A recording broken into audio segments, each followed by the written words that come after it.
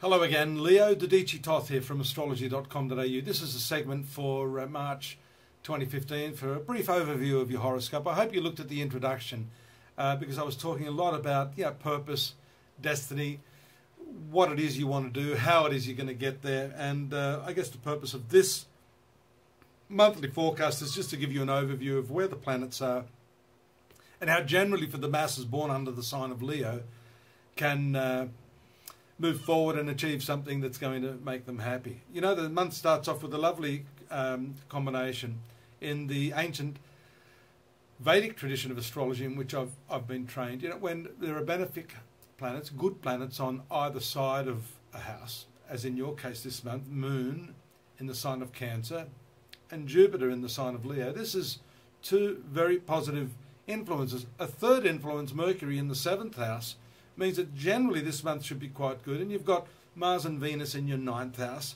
That's excellent. You've got a bit of a problem there with the Sun starting off in the 8th house and Saturn in the 5th house. The malefic planets are not too comfortable in the triangular positions, but okay, you've got enough good stuff there to help balance that. And I think the first important transit I'd like to talk about is this full moon in your sign of finance, the 2nd house of the horoscope, full moon there, which really brings to light the 8th house sun. The 8th house is shared resources, dealings you have with others associated with money, investors' money or your money invested, banking, bank managers and that sort of thing.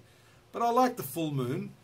On one hand, it's a good planet. For you, it rules the 12th house, which is the house of expenses and charitable acts. So I get the sense that you can earn more money this month, but it's quite likely, because of that full moon in the 2nd sector, that it's likely to go out rather quickly, but to good causes by the sounds of it. Probably a lot of friends with good causes, I guess. Be careful of that one. They're always a good cause when they're people in need. But by that I mean charitable organisations, where you're trying to uplift those that are less well off than yourself. Let's have a look also, against that background of the generalities that I've just mentioned there. That full moon that is in the finance sector for you.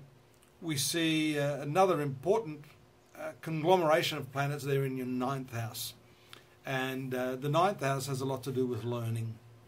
It's not the day-to-day learning. I think this is a learning of a higher order. Where you're trying to gain an insight. This could be your intuitive understanding. The 9th house is considered the most spiritual house of the zodiac, but I don't want you to mix that up, because I know you don't necessarily have to be a hardcore believer. Maybe spirituality is not the right sort of word. Attention, awareness, an ability to get an intuitive insight into what it is you're doing in your work, in your relationships. So I think what's happening there with Venus, with Mars, with your past karmic point there and Uranus there, it's a whole powerful, what we call stellium of energy, stellium of planets there, bringing to light some of these new opportunities for you to gain insight into what you're doing.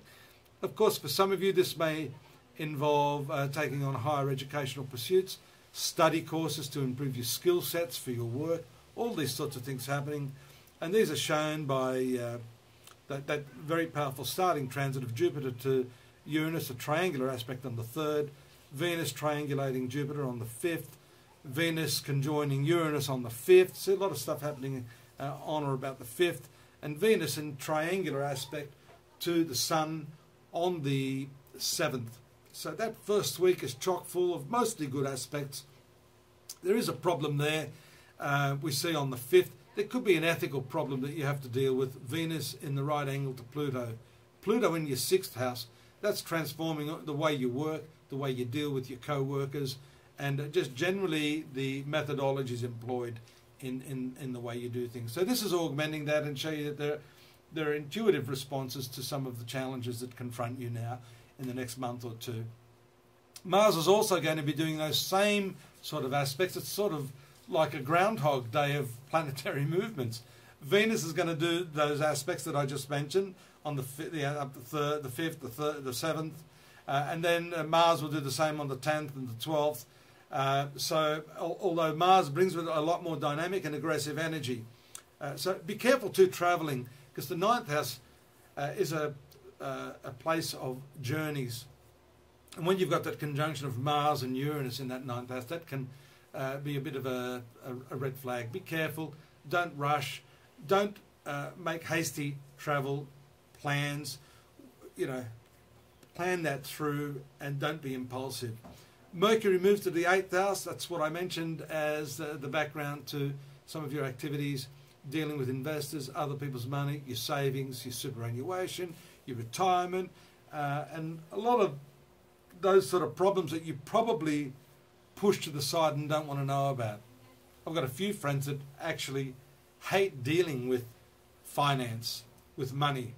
So this is a time to really scrutinise that part of your life as much as you may hate it. That happens on the 13th. We mentioned Saturn in the 5th house. Around the 15th it goes retrograde, and that could be a problem for those of you in serious relationships or those who have just started a relationship. It is a time when you may have to rethink the basis for that relationship. So do your homework. Again, apply that patience mantra that I've just mentioned about your shared resources to your relationship. That has to do with children as well. There may be some problems associated with kids. So take your time and talk things through, and rest assured that the retrograde planets mean that you have to go back in time and address some of the issues that you may have swept under the rug. That could do with your investments as well, because the 5th house, tying that in with your 8th house Mercury, might have to do with some impulsive investments, things that you didn't think through, doing things on a tip, on a whim. So that's the sort of stuff that could happen mid-month. We see an excellent array of planetary transits there, with the movement of Venus to your 10th house. Now that's excellent for any sort of career objectives, and that shows that you're suave enough to get your boss or the people that mean something in your work to get on board with you and give you that pay rise, give you the assistance you need. Push them a little bit further if you want a nice new office.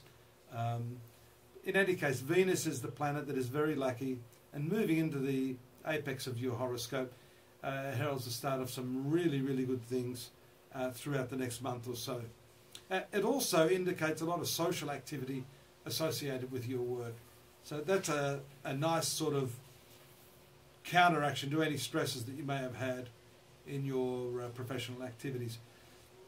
That Venus also comes in touch with Neptune in the next few weeks, but immediately on the 18th, Mercury in conjunction with Neptune tells us that you're creating some amazing new things in your work.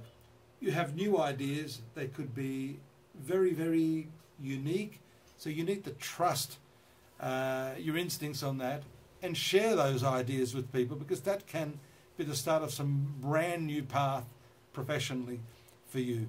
We mentioned the new moon taking place on the 20th, and that again is in the 8th house of your shared resources.